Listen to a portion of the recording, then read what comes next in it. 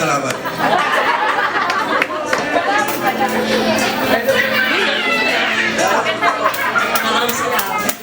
Ako short story lang. Haba naman? Nung nung nagpuntis kasi ako kay Yaya. Once upon a time? Hindi kasi nung nagpuntis ako kay Alia. Takot na takot ako kasi buntis na naman ako. Parang ganon.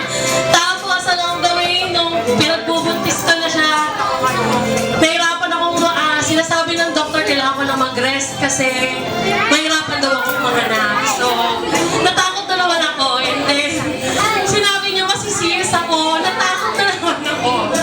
Gusto ko na akong manganak sa bahay Ayaw lang ng mama ko. Tapos, nung nasa hospital na naman kami, natakot na naman ako kasi hindi ako sanay na wala yung mga mama ko sa tabi ko. Wala lahat. Pero, kita niyo lang kung gano'ng ka-strong si Yaya at saka independent siya. Sana, gano'n ako siya.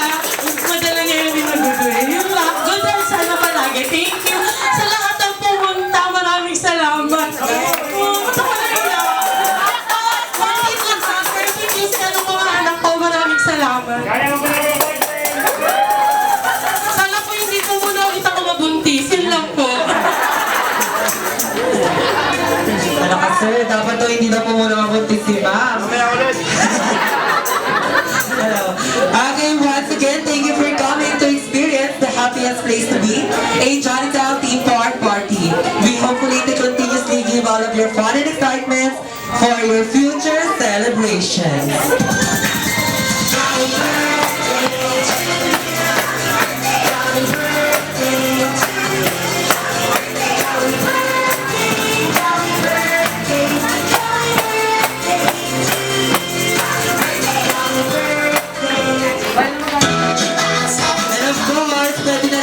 Magpaalam kay Jollibee dahil marami na magpapasayang batang si Jollibee. Alright, Jollibee, thank you for dropping by. As much as we would like to spend more time with him, Jollibee has to go and make other children happy as well.